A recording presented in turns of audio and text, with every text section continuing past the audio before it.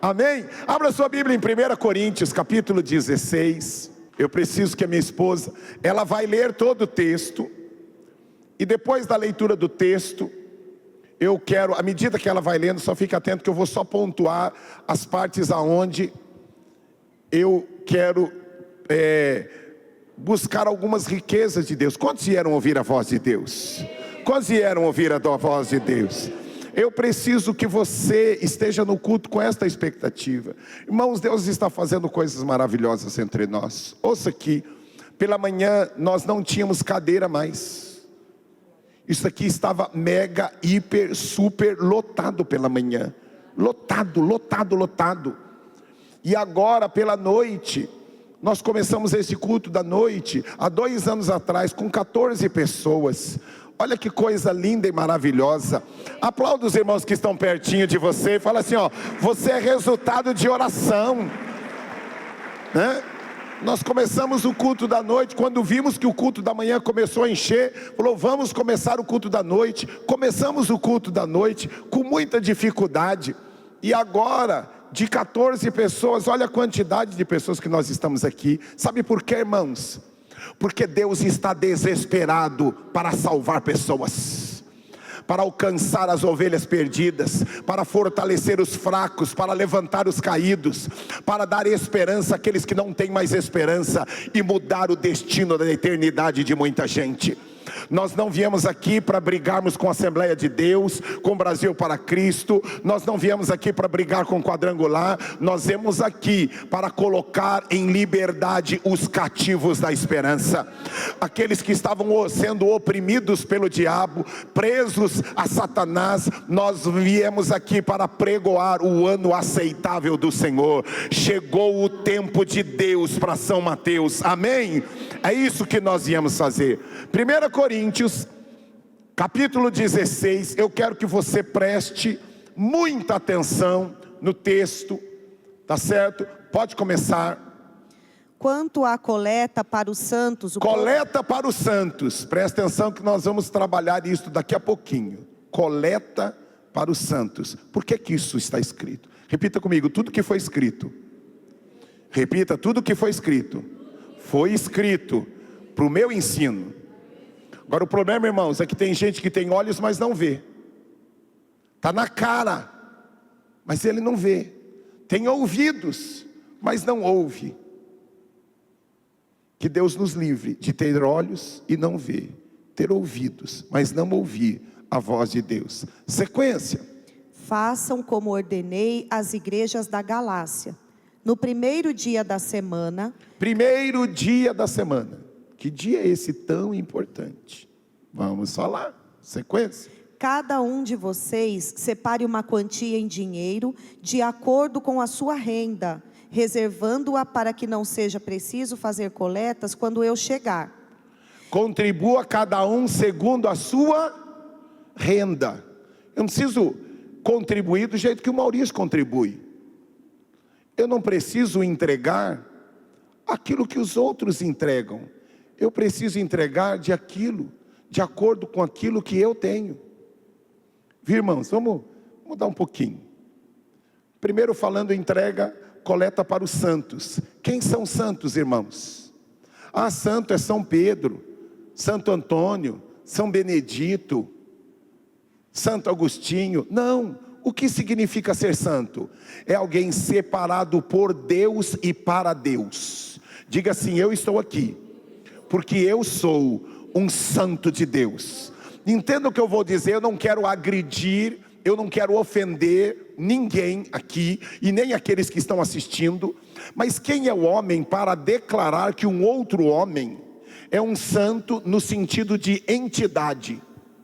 No sentido de alguém que está acima, e que lá no céu vai interceder por nós. Quem é o homem para dizer isto? Tentaram adorar Moisés, e Moisés repudiou isso. Tentaram adorar Elias. Elias orou, irmãos, e o sol parou. Josué orou e o sol parou. Elias orou e o fogo caiu, e o fogo desceu do céu. É tudo fogo, mas olha lá. Vamos lá. Josué orou e o sol parou. Elias orou e fogo caiu do céu. Eliseu ressuscitou morto. Paulo, lembra de Paulo, quando operou milagres, as pessoas que foram se prostrar diante dele, ei, para, eu sou homem como você. Pedro havia levantado um paralítico na frente da porta do templo, e aí o que ocorre? Foram se prostrar diante dele, e ele disse, não faça isso, eu sou homem como você é homem.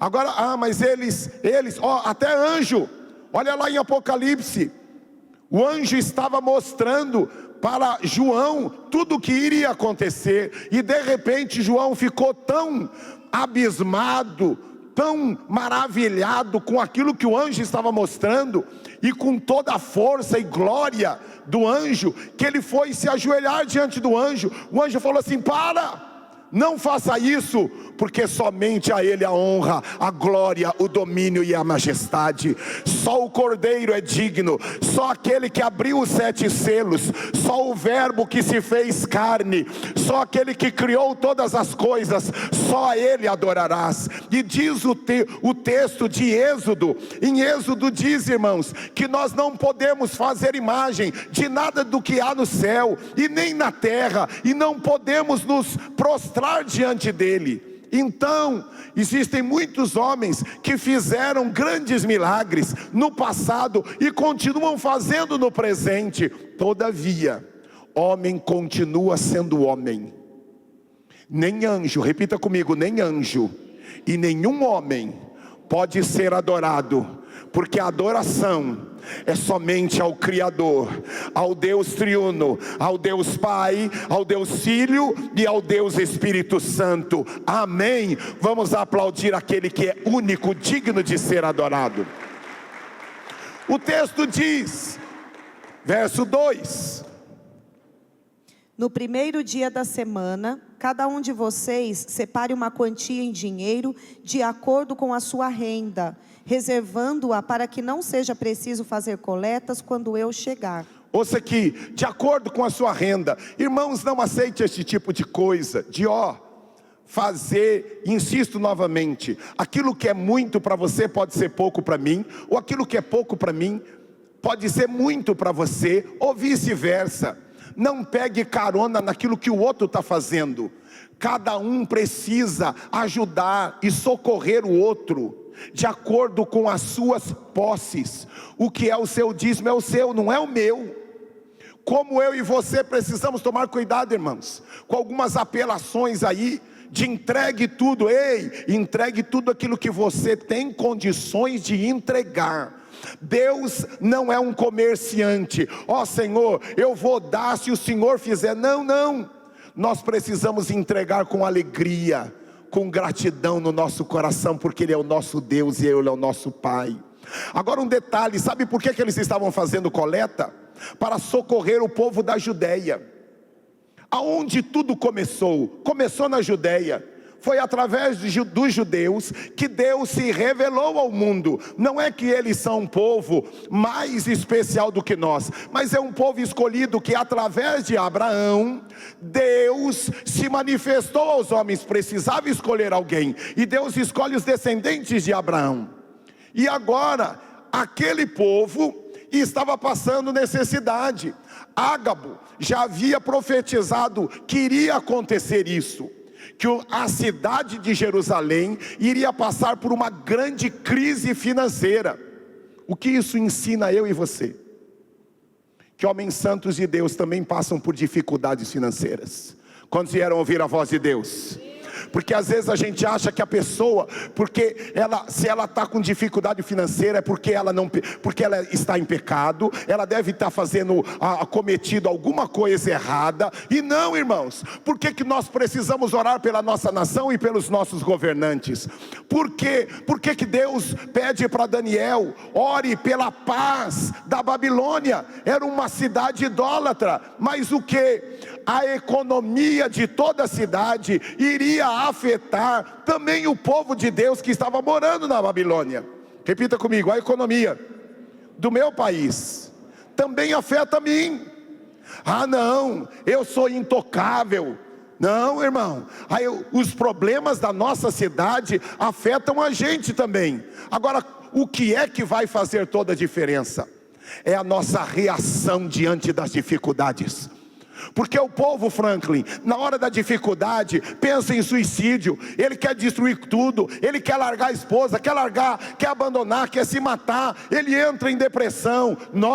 Eu lembro, clama a mim e responder-te-ei. Ele é o nosso socorro presente na hora da angústia. E nós vamos trabalhar, nós vamos nos empenhar. Ele é o Deus dos montes, mas Ele também é o Deus dos vales. Quando tudo estiver dando certo, a Ele a honra e a Ele a glória. E quando tudo estiver errado, eu creio que o meu Redentor, Ele vive. Ele vai colocar um caminho no meio do deserto. Agora, enquanto o caminho não vem, eu continuo estudando e trabalhando e me empenhando, e eu verei a glória de Deus na terra dos viventes. Como eu e você precisamos disso, entender, irmãos, que nem sempre é por causa de pecado. Muitas vezes a dificuldade está batendo na nossa cidade. Por isso que nós precisamos. Não votei no Lula, irmãos, mas eu oro todas as madrugadas por ele. Eu não votei em um monte de político que está aí, mas são eles que fazem as nossas leis, são eles que governam a nossa cidade, são eles que governam o nosso país. E o que é que nós temos que fazer? Orai pela paz da sua cidade, orai pela paz da sua cidade, orai pela paz da sua cidade, orai pela paz da sua cidade. Amém, irmãos? Como eu e você precisamos entender, repita comigo assim: muitos santos passam dificuldades, e é neste momento que, na dificuldade do meu irmão, Deus vai me usar para socorrer o meu irmão. Olha lá, estava usando uma outra cidade, a cidade de Corinto, para socorrer uma outra. Ouça aqui como é maravilhoso quando Deus prospera você de tal forma que você pode socorrer alguém de acordo com aquilo que você pode. Tem gente que vai socorrer com dinheiro, tem gente que vai socorrer, irmãos, ouça aqui, nem sempre o socorro é com dinheiro. Eu já vi tanta gente sendo socorrida porque quebrou o braço, ou passou por uma cirurgia, e vai alguém lá na casa e diz assim: eu vim aqui fazer uma faxina, eu sei que você está de cama, eu vim aqui, eu trouxe aqui uma comidinha para você, eu sei que você está com dificuldade de cozinhar, mas eu preparei uma comidinha na minha casa, e eu trouxe aqui para você. Olha, eu sei que você, por causa da cirurgia, por causa do bebê, está com dificuldade para lidar com tudo isso, principalmente quem tem o primeiro bebê, né? A vida vira de ponta cabeça, mas eu vim aqui para passar a sua roupa. Não está dando dinheiro, irmãos, mas está servindo um ao outro, e está ajudando aquele irmão na hora da necessidade, está ajudando aquele irmão na hora do perrengue, na hora que as coisas que saíram fora do controle dele. Como eu e você precisamos entender que quando Deus registrou a igreja de Corinto, socorrendo a igreja lá dos judeus, a igreja de Jerusalém, Deus queria que eu e você entendêssemos: não ore pensando só na sua família. Senhor, me usa para abençoar e socorrer quem não tem o meu sangue, não tem o meu sobrenome, mas eu estou sabendo que está passando por um momento difícil, que eu estou passando por uma dificuldade que eu posso ajudar. Quantos de vocês, na hora de ir embora, para onde você vai? Quer uma carona? Te deixo lá no ponto de ônibus. Poxa vida, seu carro cabe mais um, cabe mais dois. Claro, homem casado nunca dê carona para mulher, viu?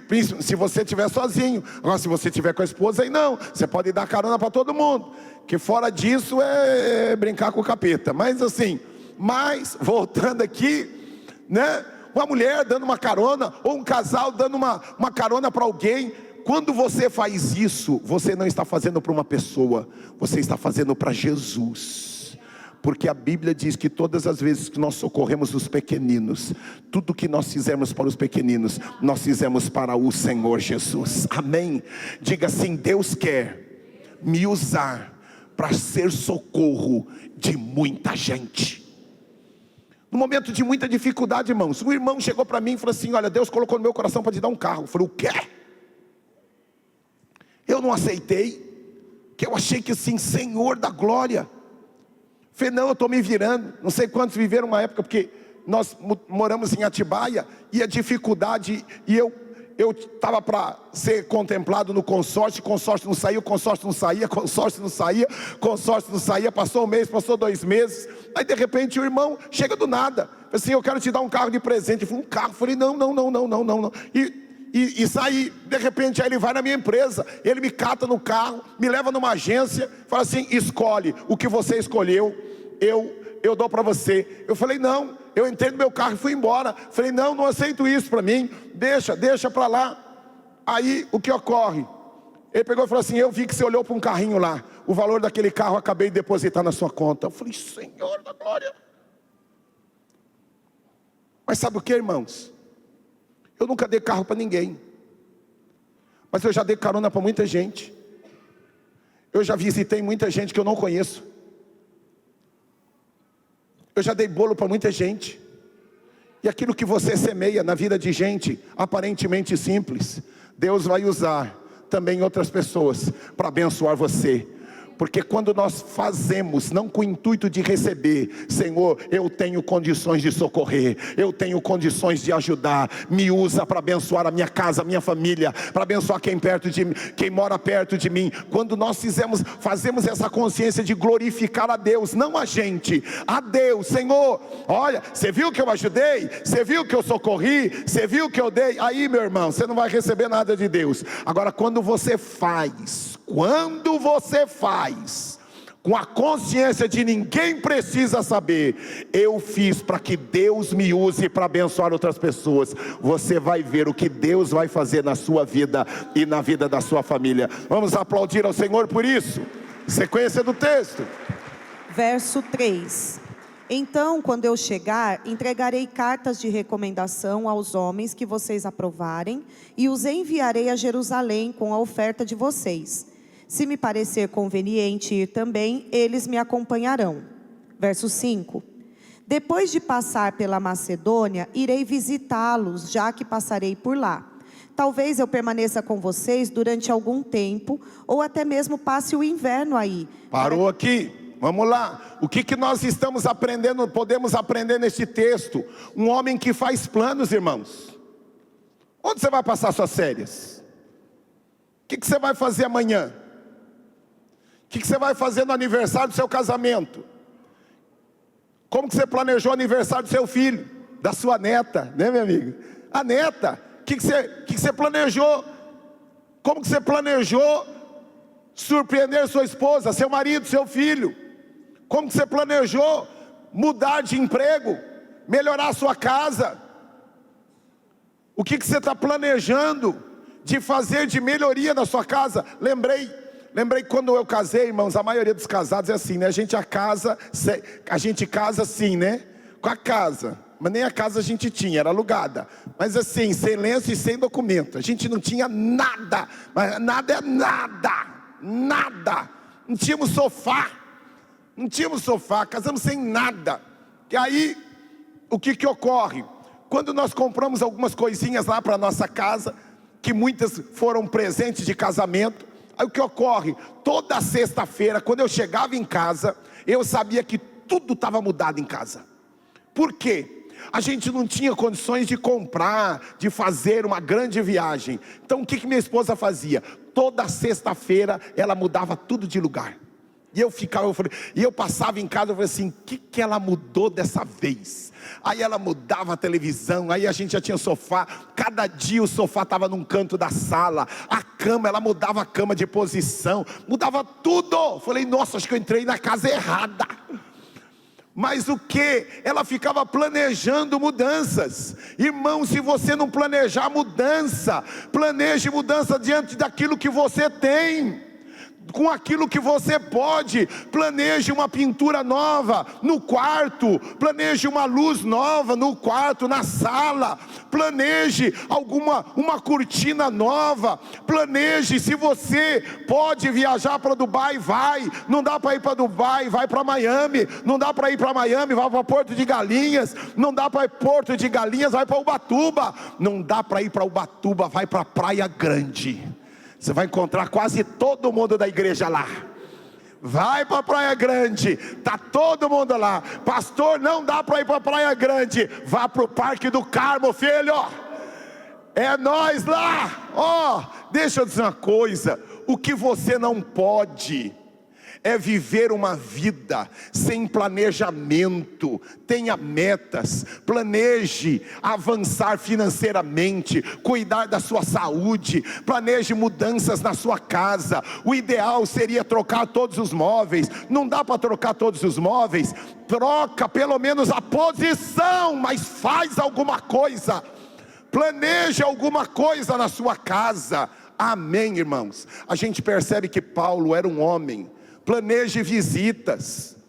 Vou visitar um tio, defina uma data. Eu vou te visitar. Quando o paulista fala, um dia eu vou na sua casa, é porque não vai nunca. Não vai. Americano, se ele falar para você, um dia eu vou na sua casa, meu irmão, ele vai. E mineiro, ele vai, mas ele não vai sozinho, ele leva a família inteira, os primos, cachorro, papagaio. Eu lembro de uma vez, nós fomos numa casa de um irmão lá em Minas Gerais. Aí chegamos lá, eu falei para ele, olha, uma coisa de paulista, um dia quero receber você em casa. Fala isso para mineiro, você só precisa falar uma vez. De repente, irmãos, ele me liga dizendo assim, e aí, Davis, tudo em paz? Eu falei, sim, então, estou chegando em São Paulo. Eu, minha esposa, minha sogra, meu filho, minha filha, meu genro, minha nora. E o pior, irmãos, mineiro é igual nordestino. Nós vamos, tem lugar aí na sua casa, porque eu mencionei para ele, olha, minha casa é grande. Boquinha falou, boquinha pagou. Então assim, mas você precisa fazer planos, irmãos. Você precisa ter planejado qual é o dia que você vai sair com a sua esposa, sair com seus filhos, sair com amigos. Nós vemos neste texto que Paulo era um homem de planejamento. Se tem algo que nós, irmãos, eu pego aposentado dizendo não tenho tempo para nada. Eu pego quem é solteiro dizendo não tenho tempo para nada. Eu pego o cara recém-casado dizendo não tenho tempo para nada. Eu pego o cara que tem um filho e diz não tenho tempo para nada. Eu pego gente que tem 4 filhos e diz não tenho tempo para nada. Então quer dizer, ninguém tem tempo? Não é isso, irmãos. O que a gente tem é um mau planejamento do nosso tempo. A gente precisa, Deus não errou quando construiu o mundo. Deixa eu falar uma coisa, até aproveitando a cultura aqui, não vai dar muito tempo de explorar, mas assim, ele menciona lá o primeiro dia da semana, domingo. Com momento curiosidade, até Jesus, antes de Jesus, não tinha, cada calendário era de uma forma diferente, a não ser os judeus é que dividiam a semana em 7 dias. Mas depois de Jesus, e aí através do Império Romano, com a conversão de Constantino, aí começou-se o calendário mundial ser contabilizado em 7 dias. Ponto, fecha, momento curiosidade, voltamos para cá. Como eu e você precisamos ser pessoas que tenham planejamento do nosso tempo. Deus não errou em dando a mim e a você 24 horas e 7 dias na semana em um ano. Isso significa que talvez você esteja fazendo coisas que não era para fazer, ou então demorando demais para fazer algo que era para fazer em 3 horas, você está passando o dia inteiro. Vai na casa da sogra, ela está assistindo. Te amo, sogra, mas assim, entenda, quando vai na casa da sogra, não precisa passar o dia inteiro, sogra, 2 horas te basta. Mas a sogra quer o dia inteiro. Você vai dar o dia inteiro? Corta a transmissão. Não, 2 horas é o suficiente. É o suficiente. Vocês entendem, irmãos? Ainda principalmente pai e mãe, tio e tia, parentes. Você, repita comigo, eu preciso administrar bem o meu tempo. Irmãos, eu não oro de madrugada porque eu gosto de orar de madrugada. É porque depois das 8, 6 horas da manhã, eu não consigo mais. Meu telefone não para mais. Não para mais. 50 mil atividades, 50 mil compromissos. Então eu tenho que definir: dá, não dá, dá, não dá, dá, não dá. Desliga o WhatsApp, desliga o telefone. Agora é meu tempo com Deus. Agora aqui, meu tempo com meus cachorrinhos. Vocês sabem que eu tenho 3 cachorrinhos. E o Pitoco, né? E é o mais novinho dos meus cachorrinhos, é o que mais me dá trabalho. Ele não entendeu a administração de tempo ainda, meu Pitoco. O Pitoco quer brincar comigo 25 horas por dia. E ele parece um vampirinho assim, mordendo aqueles dentinhos de cachorro novo, fininho assim. E eu grito com o meu cachorro. Mas minha esposa fala: ele é filhote, você precisa ter paciência com ele. Você precisa ter paciência com ele. Então assim, repita comigo assim: eu preciso administrar melhor o meu tempo. Diga: todo mundo que eu amo, que eu valorizo, quer o meu tempo. Todavia, eu preciso definir quanto tempo eu vou dar para todos aqueles que pedem o meu tempo. Ouça aqui, quantos vieram ouvir a voz de Deus? A maior riqueza que você tem não é seu dinheiro, a maior riqueza que você tem é seu tempo. Aprenda a lidar com seu tempo. Diferença de remédio e de veneno, qual é? Dose. Às vezes a gente está gastando tempo demais com alguma coisa e tempo de menos com outra coisa. Você entende? Amém? Sequência do texto. Verso 7. Desta vez não quero apenas vê-los e fazer uma visita de passagem. Espero ficar algum tempo com vocês, se o Senhor permitir. Mas permanecerei em Éfeso até o Pentecoste, porque uma porta ampla e promissora me foi aberta, e há muitos adversários. Olha lá, quem abriu a porta, irmãos? Deus foi que abriu as portas para Paulo. Mas Paulo está dizendo que há muitos adversários. Tem gente que avalia se Deus aprovou ou não, quando tudo está dando certo. Quantos vieram ouvir a voz de Deus? Nem sempre, porque tudo está dando certo, Deus está no negócio. Vou além. Nem sempre, porque tudo está dando errado, é porque Deus não está no negócio. Porque tem coisa, irmãos, que vai ter adversidade, vai ser difícil, vai dar trabalho. Não significa que não foi Deus. Olha Paulo falando: quem abriu a porta foi Deus. Mas ele está dizendo: eu tenho muitas adversidades.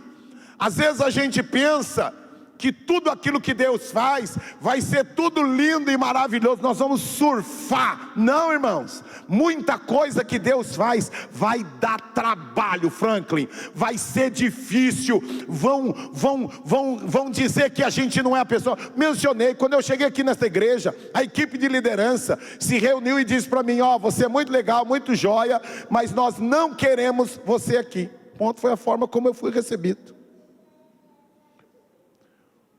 Poucas semanas depois, foi o meu aniversário. E chegou lá no dia do meu aniversário, um irmãozinho lá que já é falecido, ele contratou, sabe aquele carro de loucuras de amor? Olha só, graça da Milton. Aí, o que ele fez? De repente entrou um carro dentro da igreja, bluf, bluf, tocando aquelas músicas, e aí cantando parabéns pra você. E eu fiquei assim. E aí, foram dar o microfone para os líderes daquela ocasião, para um deles orar por mim. Falei: quem de vocês vai orar pelo nosso pastor? E eu só de longe olhando, o microfone passando de mão em mão, dizendo: eu não vou orar por ele, ele pode ser seu pastor, mas meu não. E eu só vendo, passando microfone por microfone, mão por mão. Eu não, ore você, eu não vou orar por ele, ele não serve para ser meu pastor. Ouça aqui, irmãos, nem sempre, onde Deus colocar você, todo mundo vai dizer: nossa, que bom que você chegou. Mas isso não significa que Deus não está com você. Não significa que Deus não está no negócio. Por isso que eu e você precisamos ter convicção do nosso chamado. Eu tenho um chamado. Disse para eles na ocasião: irmãos, sem briga comigo. Se Deus não me chamou para estar aqui, a qualquer momento eu estou vazando. Mas se foi Deus, irmãos, a briga não é comigo, A briga com quem me chamou. Então vamos parar aqui?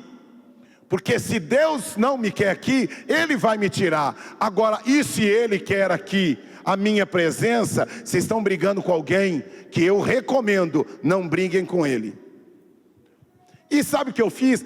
Fiquei de bico com eles? Não, irmãos, fui na casa de todos eles, amei todos eles. E sabe o que ocorre? Todos eles hoje fazem parte do meu hall, dos meus melhores amigos. Gente que frequenta a minha casa, são as pessoas que mais me presenteiam no Natal e no dia do meu aniversário. Sabe por quê? Porque o desafeto eu venci com o amor, com o carinho e com o elogio. Amém? Toda a banda venha para cá. Como eu e você precisamos ter consciência, irmãos. Olhe para mim aqui. Você veio ouvir a voz de Deus? Você veio ouvir a voz de Deus? A gente pega Paulo, irmãos, elogiando uma igreja. Depois, gastem tempo com o boletim desta semana, viu, irmãos? Gastem tempo. Não deu para pregar nem de manhã e agora à noite, menos ainda. Tudo que Deus trouxe no meu coração, que passagem rica. A gente pega Paulo, elogiando todos aqueles que trabalhavam ao lado dele. Irmãos, alguns de nós temos dificuldade em elogiar até marido e esposa, filhos. Repita comigo: Deus quer